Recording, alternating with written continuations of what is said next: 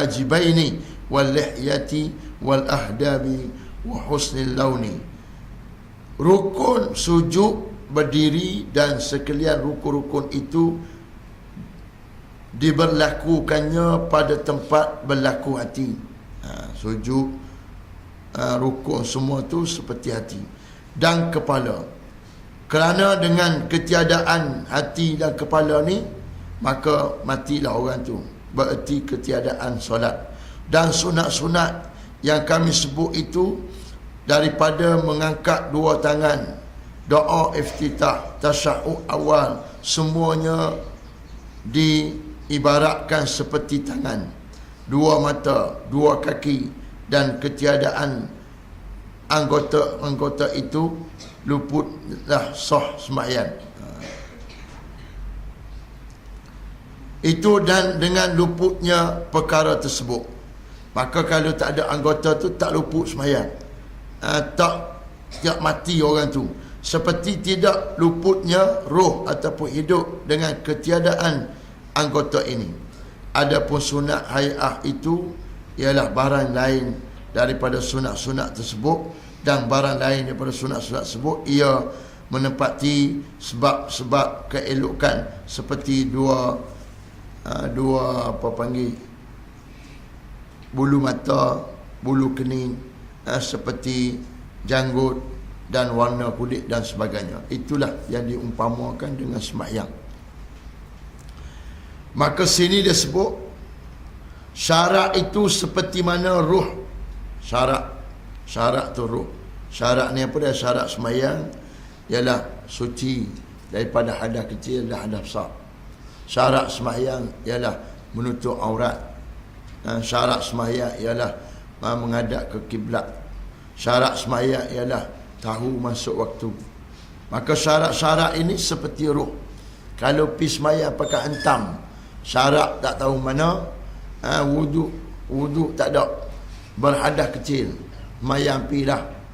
Mereka bukan tahu kita ada wudu tak ada wudu, janji mereka tengok kita sembahyang. Maka sembahyang itu tak hidup, sembahyang itu mati. Maka mati tak akan diterima oleh Allah Subhanahu Wa Taala. Tak ada kira orang lah ni. Tak.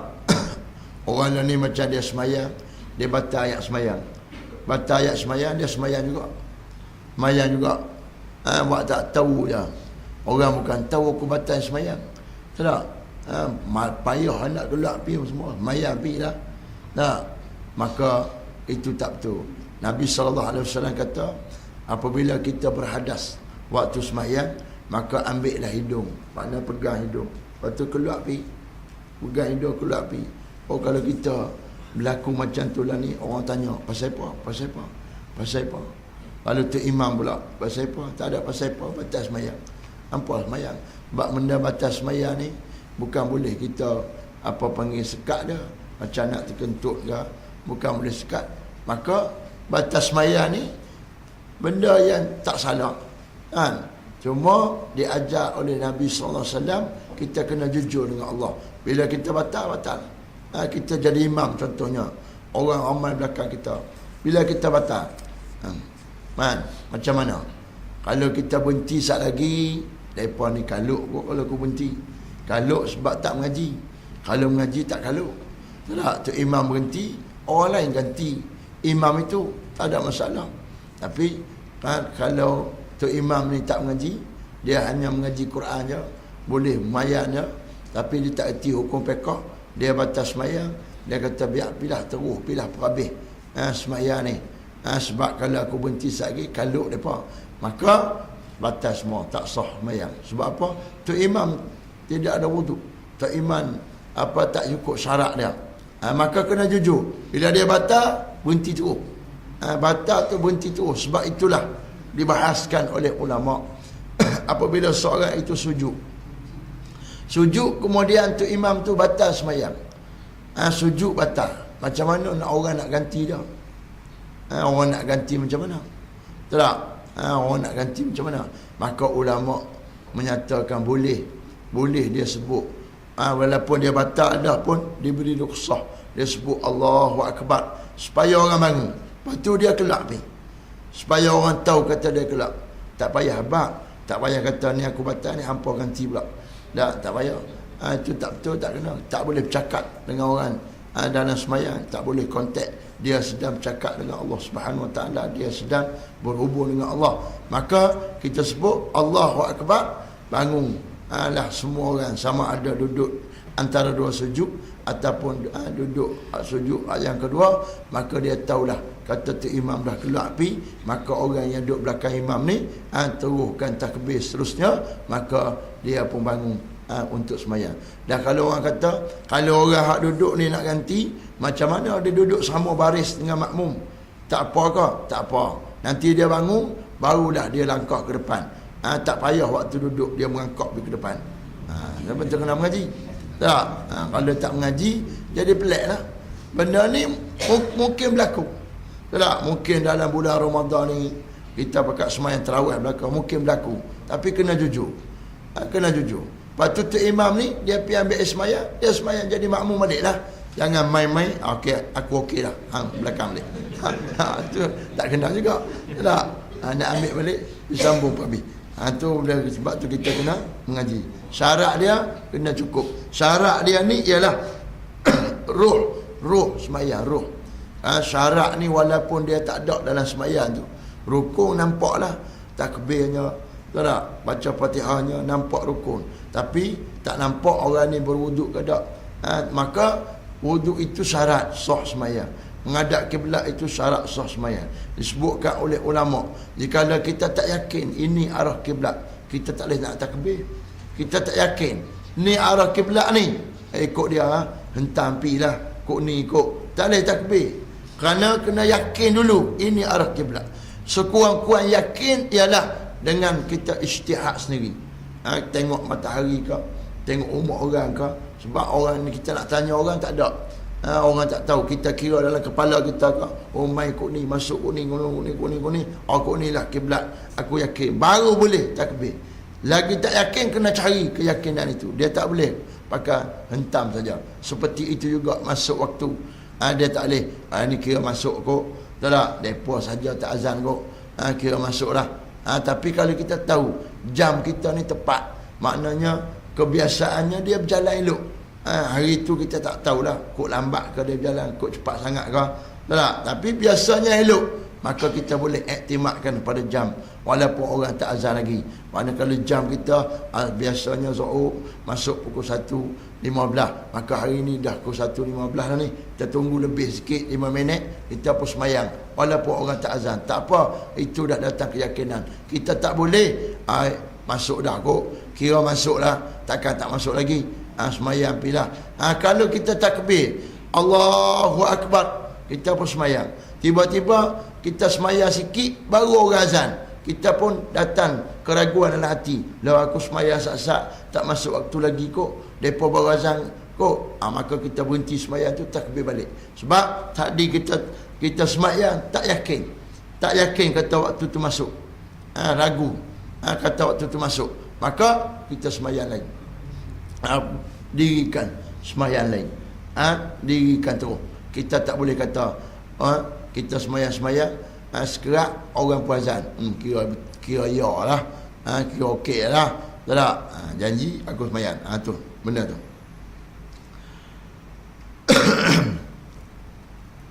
Rukun itu sebagai kepala dan badannya. Rukun tu kepala dan badan. Rukun semayang 13. Ada yang bagi sampai 18. Tak apa, mereka beza bagi je, benda sama. Ada yang kira jadi 18 sebab dia kira tamak ninah tu rukun lain. Rokok satu, tamak ninah satu hak lain. Hak jadi 13 ni, rokok dan tamak ninah sekali, kira sekali.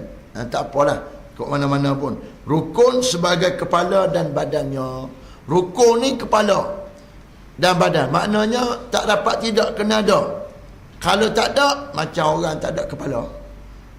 Kalau ada sebahagian macam orang tak ada badan, nak jadi orang ke tak jadi orang, maka tak jadilah semayang. Sunat ab'ad itu sebagai anggotanya. Sunat ab'ad itu sebagai anggotanya. Dan sunat hay'ah itu sebagai bulu perhiasannya. Sunat ab'ad seperti kunut, seperti tasyahud awal, maka ianya seperti apa anggota dia, tangan dia, kaki dia. Maka kalau orang tak buat sunat ab'ad, maka seperti mana orang kudung kaki, orang kudung tangan, gitu. Sunat hai'ah itu seperti rambut, seperti bulu yang menghiasi, bulu mata, bulu kening, rambut yang menghiasi seorang. Segala syarat rukun yang zahir dan sunatnya tertuntut daripada perbuatan berdiri, takbir, membaca Fatihah, rukuk, iktidal, dua sujud, duduk antara dua sujud, duduk tasyahud, tahiyat dan salam, manakala rupa hakikat yang batin, dia sebut itu ialah rukun. Dia sebut ni pada kita rukun. Rukun yang zahir dan sunatnya terbentuk daripada perbuatan berdiri, diri, patut takbir, patut baca Fatihah, patut rukuk, patut iktidal, patut dua sujud, sujud dua kali, duduk antara dua sujud, duduk tasyahud untuk baca tasyahud akhir, patut tahiyat, baca tasyahud akhir dan salam. Manakala rupa hakikat yang batin, rupa hakikat batin pula, tadi hak zahir, ialah khusyuk. Khusyuk ni apa? Khusyuk ni hadir hati, hadir hati kita. Berkata Imam Ghazali rahimahullah ta'ala, faruhuha wa hayatuha al-batinatul khusyu'u wal niyatu wa hudurul qalbi wal ikhlas. Ruh itu dan hayat itu, ruh sembahyang tu tak, dan hidup sembahyang itu yang batin, dari sudut batin ialah khusyuk. Khusyuk, patut niat, hadir hati dan ikhlas hati. Khusyuk, hadir hati, sempurna ikhlas, rendah diri, memahami makna bacaan dan tasbih dan lain-lain tanggungjawab sembahyang yang batin. Khusyuk ni, kita berusaha nak khusyuk, kena usaha sebagaimana kita usaha nak memperbetulkan zahir sembahyang. Makna memperbetulkan rukuk, memperbetulkan sujud, memperbetulkan baca tahiyat. Tak tengok ke orang nak betul baca tu, dia nak betul baca tu, tengok attah nak betul ni berapa kali. Tak, Allah Akbar, Allahu Akbar, Allah, tak betul lagi, ulang lagi. Lepas tu nak betul apa panggil alham bis berapa kali bis. Tak, kita kadang-kadang duduk tepi dia apa pening. Dia hak tu, hak zahir tu kita dipanggil waswas. Al-waswasatu minasyaitan. Waswas ni syaitan. Maka kita kena belajar. Bila orang ada ilmu, dia tak ada waswas. Orang ilmu kurang, dia mari waswas. Macam kita nak belajar baca surah Fatihah, nak baca macam mana? Alhamdulillah. Kalau kita pergi ambil kat tok guru, tak ada waswas. Kalau kita belajar sendiri di rumah, ada waswas. Kok ni kaptu, kok ni kaptu, kok ni kaptu, kok ni kaptu. Tak. Kalau kita pergi belajar depan tok guru, kita berguru, dia dengar bacaan kita baca depan dia kata okey, kita clear. Kemah, mari pilah siapa belakang jadi makmum, tak ada masalah. Tak ada.